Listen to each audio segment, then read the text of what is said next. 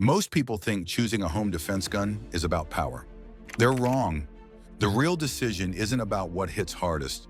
It's about what still works when you're half awake, disoriented, and scared inside your own home.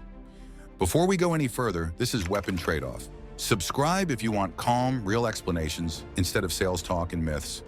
A pistol and a shotgun are the two most common recommendations for home defense. Both are proven, both are trusted, and both come with costs most people never think through before buying. This isn't about which one is better. It's about understanding what each one gives up and whether you're prepared to live with that trade-off when things go wrong. Number one, and the first trade-off is movement versus stability. Homes are tight spaces, hallways, door frames, corners, furniture. You're not standing on a range. You're moving through an environment you only half recognize in low light. A pistol stays close to the body. It's compact, easier to keep oriented, and easier to maneuver through narrow spaces. You can keep it tight to your chest, extend when needed, and retract quickly. That flexibility matters when opening doors, using a phone, or moving a loved one behind you. A shotgun gives you something very different. Stability, 2 points of contact, a longer platform that resists wobble and absorbs recoil more predictably. When planted, it's easier to control, but that length works against you in tight spaces. Door frames catch it, corners expose it, turning quickly takes more space and more awareness. The trade-off is simple but critical. Pistols favor movement. Shotguns favor holding ground. If your plan assumes moving through the house, a pistol supports that behavior. If your plan assumes barricading and defending a single point, a shotgun starts to make more sense. The problem is, most people buy without ever deciding which behavior they're actually preparing for.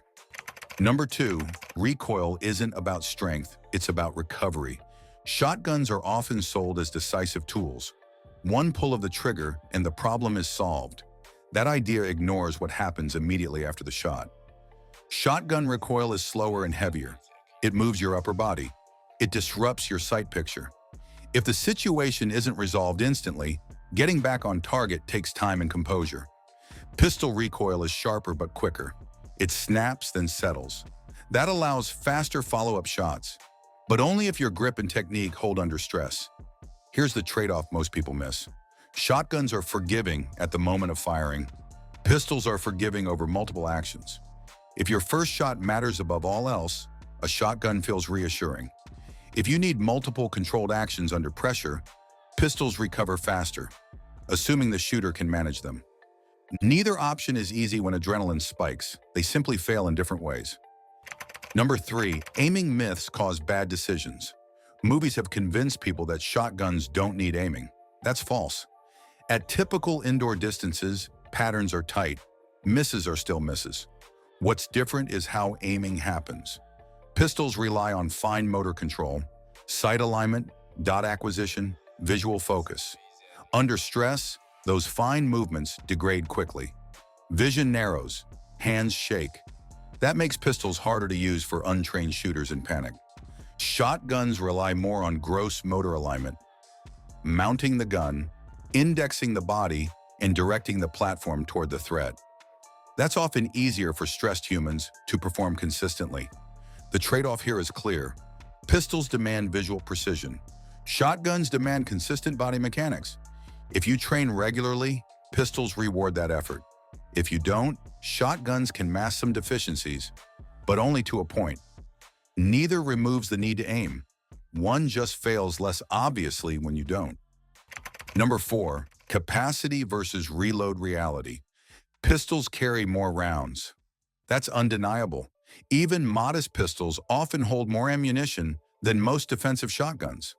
But capacity only matters if reloads are realistic.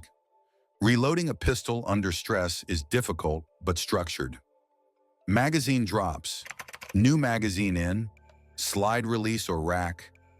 With training, it becomes repeatable. Reloading a shotgun is slower and more complex. Individual shells, fine motor insertion, awareness of tube status. Under adrenaline, people lose count and fumble. The trade-off isn't just capacity, it's reload forgiveness. Pistols forgive imperfect reload timing. Shotguns punish hesitation and confusion. If you expect a prolonged event, pistols scale better. If you expect a brief, decisive confrontation, shotguns may never require a reload at all. The mistake is assuming either scenario will go according to plan. Number 5. Over-penetration fear versus under-control risk. Many buyers worry about rounds passing through walls. That fear often pushes people toward shotguns. The logic feels safe, but it's incomplete. Shotgun loads vary widely. Some penetrate more than expected, some less. Pistols vary too. No firearm eliminates risk to others behind walls. The real trade-off isn't penetration alone, it's control of where rounds go. Shotguns produce more recoil and slower recovery. Misses can be wider and harder to correct quickly. Pistols require more precision, but allow faster correction after a mistake. If accuracy degrades under stress, both platforms can create danger. The deciding factor becomes how well the shooter can maintain control, not which weapon feels safer in theory.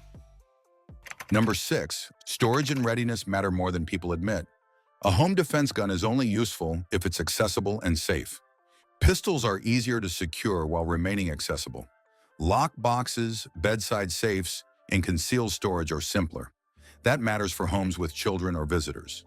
Shotguns are harder to secure discreetly. They often require larger storage solutions or compromise between speed and safety. The trade-off here is rarely discussed. Pistols integrate into daily life more easily. Shotguns demand deliberate storage planning. A weapon you can't access quickly or safely is a liability, no matter how effective it is on paper. Number 7. Training reality versus training fantasy. Many buyers assume they'll train more than they actually do. That assumption skews decisions. Pistols require ongoing practice to maintain proficiency. Grip, sight tracking, trigger control. These skills fade without repetition. Shotguns require less frequent precision practice, but more familiarity with handling, recoil, and manipulation. The trade-off becomes clear over time. Pistols reward consistent training. Shotguns tolerate neglect until they don't. If training is occasional, simplicity matters. If training is routine, pistols scale better with skill. Buying without honesty about training habits leads to mismatched expectations. Number 8. Psychological comfort versus mechanical reality. Some people feel calmer holding a shotgun. It feels powerful, substantial, reassuring. Others feel calmer with a pistol because it feels manageable and familiar. That psychological response matters. Calm improves decision-making. Panic destroys it. But comfort can also hide blind spots. Feeling powerful doesn't fix poor handling. Feeling simple doesn't fix poor aim. The trade-off is between emotional reassurance and mechanical competence. The best choice is the one that keeps you thinking clearly, not the one that feels most intimidating. Number 9. Noise, blast, and disorientation. Indoor gunfire is brutal. Both pistols and shotguns produce deafening noise and concussion. Shotguns produce heavier blast and recoil impulse. Pistols produce sharper snap and muzzle flash. The trade-off isn't which is loud, both are. It's how disorientation affects follow-up actions. Shotguns disrupt balance more. Pistols disrupt vision more. Depending on the person, one may be easier to recover from than the other. This matters because home defense isn't a test of toughness. It's a test of recovery. Number 10. Decision simplicity under stress. Under adrenaline, complexity kills performance. Pistols require less manipulation once firing begins. Shotguns require more awareness of loading status and cycling. The trade-off is between mechanical simplicity and operational awareness. Neither platform is foolproof. Both can fail. What matters is which failure mode you're more likely to manage when your brain is overloaded. This is where the decision actually lands. If you value movement, accessibility, and scalability with training, pistols make sense. If you value stability, decisive force, and simpler initial use, shotguns make sense. Neither is a universal answer. Both demand honesty. The mistake isn't choosing a pistol or a shotgun. The mistake is choosing without understanding what you're giving up. Weapon trade-off exists to make those costs visible before they show up in real life. If this helped you think more clearly about your decision, subscribe to Weapon Tradeoff. We break down firearms by the trade-offs that actually matter. not the ones people argue about online.